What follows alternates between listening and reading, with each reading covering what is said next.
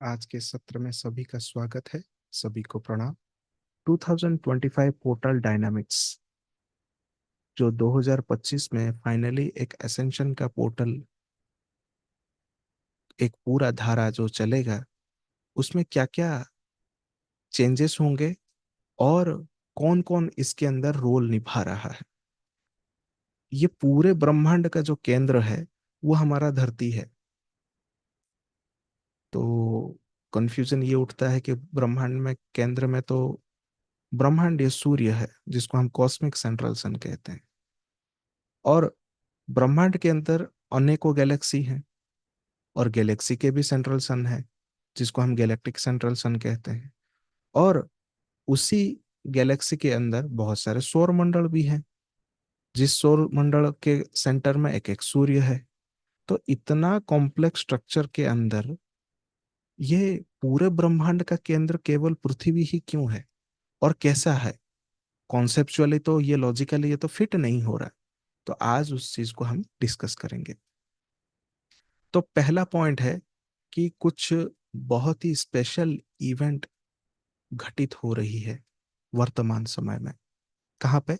हमारे ही यूनिवर्स में। और जिसका महत्वपूर्ण बिंदु है हमारा खुद धरती, ये अर्थ, प्लैनेट अर्थ जिसको हम कहते हैं। तो ये जो सारा प्रोसेस है चेंजेस का, परिवर्तन का, जिसको हम परिवर्तन कहते हैं, तो उसमें दो बड़े भागीदार हैं। कौन कौन है? एक है हमारा गैलेक्सी जिसको हम मिल्की वे कहते हैं। दूसरा गैलेक्सी है एंड्रोमेडा गैलेक्सी।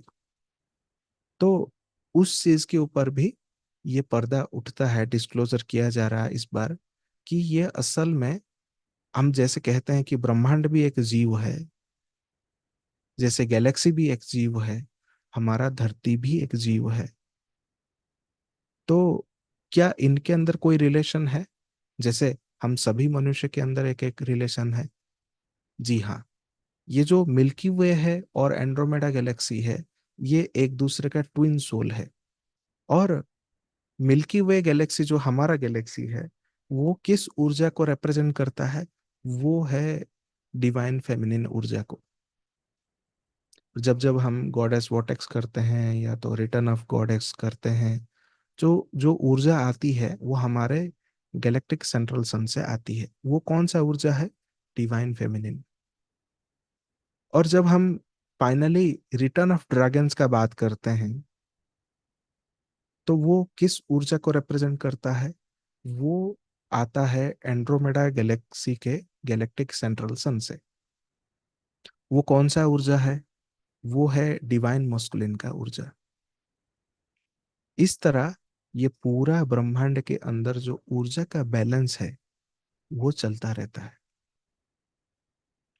और अगर अर्थ को अगर सेंटर पॉइंट देखें, जैसे मेरे ठीक बाजू में एक ग्राफिकल चित्र भी है और दूसरा है एक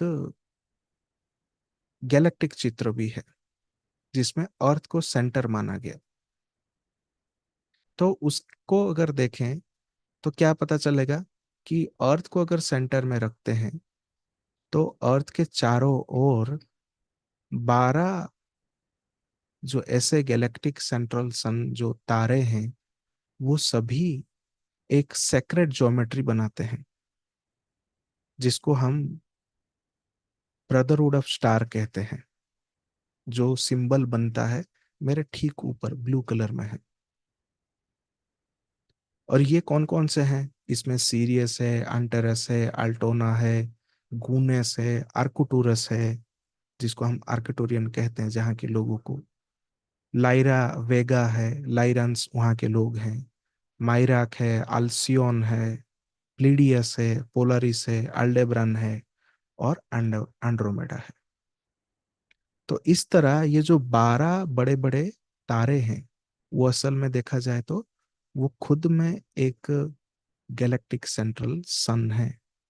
ये सारे 12 का 12 गैलेक्टिक सेंट्रल सन एक सेक्रेट ज्योमेट्री बनाते हैं। तो जो ये ब्रह्मांडीय परिवर्तन होने जा रही है, उस समय ये जो सेक्रेट ज्योमेट्री है ये पूर्ण रूप लेगा एक समय में आकर, जिसमें ये 12 जो तारे हैं ये पृथ्वी को केंद्र रखते हुए ये ऐसा एक गठन होगा सेक्रेट ज्योमेट्री। तब वो समय होगा कि इस यूनिवर्स के अंदर जितने भी सारे लर्कर और लर्कर के पैदाइश जो डार्कनेस है वो पूरी तरह से समाप्त हो जाएगा। ये है असल में 2025 का पोर्टल का वो ऊर्जा जो आने वाले समय में बनने जा रही है। अब आगे बढ़ते हैं कि ये जो सेक्रेट ज्योमेट्री बनेगा 2025 में उसका क्या क्या फायदा होगा या क्या क्या परिवर्तन होंगे। तो जब ये धीरे धीरे हर एक सेंट्रल सन जागृत होगा, उसमें हमारा मिल्की वे सेंट्रल सन भी है जिसको हम हमारा गैलेक्टिक सेंट्रल सन कहते हैं। तो वो क्या करेगा, धरती के प्रति डिवाइन फेमिनिन का ऊर्जा भेजेगा जिसके अंदर गॉडेस एनर्जी है, देवीय ऊर्जा। तो वो किस के थ्रू आएगा, क्या सेंट्रल सन में क्या कोई टॉर्च है जो मारेगा तो हम प्रकाशित हो जाएंगे? नहीं, उसका कार्य हमको ही करना पड़ेगा। इसीलिए कहा जाता है मनुष्य चेतना के स्तर पर इतना एडवांस्ड स्पीसीज है कि पूरा का पूरा धरती का जो परिवर्तन का जो केंद्र है वो खुद मनुष्य है। इसलिए मनुष्य को ही खुद को कदम उठाने होंगे अगर ये परिवर्तन करवाना है तो। इतना उसका वैल्यूएबल योगदान है। तो उसके लिए क्या करना रहेगा कि हमको ज्यादा से ज्यादा गॉडेस एनर्जी को एंकर करना होगा, ताकि गैलेक्टिक सी ऑफ लव जो है, जो ये पूरे गैलेक्सी में जो परिवर्तन होंगे, वो परिवर्तनकारी जो ऊर्जा है वो हमारे थ्रू पूरे धरती पर फैले। उसके लिए हम क्या करते हैं, गॉडेस वॉटेक्स करते हैं, रिटर्न ऑफ गॉडेस करते हैं, ऐसे बहुत सारे पावरफुल मेडिटेशंस ऑलरेडी ग्रुप में और व्हील ऑफ मास मेडिटेशन वाला चैनल में दिए गए हैं। तो आप कुछ ना करके भी वो करके आप इवेंट में मदद कर सकते हैं। अभी भी बहुत सारे लोग प्रश्न करते हैं कि हम कैसे मदद करें। तो हम डायरेक्टली कहते हैं कि आप मेडिटेशन के माध्यम से भी धरती को मदद कर सकते हो। तो आगे बढ़ते हैं कि जो दूसरा मेन गैलेक्सी है जिसको डिवाइन मस्कुलिन का सेंटर पॉइंट कहा गया है वो है एंड्रोमेडा गैलेक्टिक सेंट्रल सन। तो वहां से क्या है कि एक डिवाइन हीरो का जो ऊर्जा है जो फाइनली आता है वो सब फिजिकल एक्शन करने के लिए, तो उसका जागृति भी कुछ सप्ताह पहले हो गई, जिसके लिए हम सभी ने मिलकर मेडिटेशन किया था। आपको याद होगा ड्रैगन एक्टिवेशन का जो मेडिटेशन हमने पिछले महीना किया, तो वो भी अब फाइनली जागृत हो गया है। तीसरा पॉइंट निकल कर आता है कि इसी को ही जागृत करने के लिए ताइवान और मलेशिया में ये दोनों वर्कशॉप रखा गया ताकि ड्रैगन ले लाइन का एक्टिवेशन किया जाए। अब आगे समझते हैं कि ये जो गैलेक्सी के अंदर जो एक सेक्रेट ज्योमेट्री बन रहा है पृथ्वी को सेंटर मानते हुए, उसको कहते हैं 12 पॉइंटेड स्टार मंडला। उस सेक्रेट ज्योमेट्री को कहते हैं। तो वो जब बनता है उसके सेंटर में जो भी सारे मेन गैलेक्सी के सेंटर पॉइंट है उनको वो डिवाइन लाइट एनर्जीज जो है वो ट्रिगर करता है, पहुंचाता है। तो इसीलिए हमारा मिल्की वे गैलेक्सी और एंड्रोमेडा गैलेक्सी का जो अ, उसका इम्पोर्टेंस है इसीलिए सबसे ज्यादा है इस पूरे ब्रह्मांड के अंदर। अब नेक्स्ट पॉइंट निकल कर आता है कि जब ये सरफेस के ऊपर मतलब धरती के सतह पर ये जो ड्रैगन ले लाइन का एक्टिवेशन हुआ वो किस आधार पर हेल्प करेगा, वो हेल्प करेगा धरती के जो क्रस्टल स्ट्रक्चर है, क्रिस्टल नहीं क्रस्ट, क्रस्ट मतलब जो पहला लेयर है, उसके नीचे मिनरल है, मिनरल के नीचे हमारा अर्थ का कोर है। तो जो पहला लेयर है उसमें क्या है कि बहुत सारे हमारे ग्राउंडिंग एनर्जी प्रवाहित होते रहते हैं धरती के कोर से। वो ग्राउंडिंग एनर्जी जो है क्रिस्टल स्ट्रक्चर में, उसको स्टेबलाइज होना है पहले, तो ही वो गैलेक्टिक सेंट्रल सन से जो आ रही ऊर्जा को वो बहुत स्मूथ तरीके से रिसीव करेगा। अगर ये बैलेंस हो जाए तो क्या होगा कि फाइनली धरती तैयार हो जाएगा पोल शिफ्ट के लिए।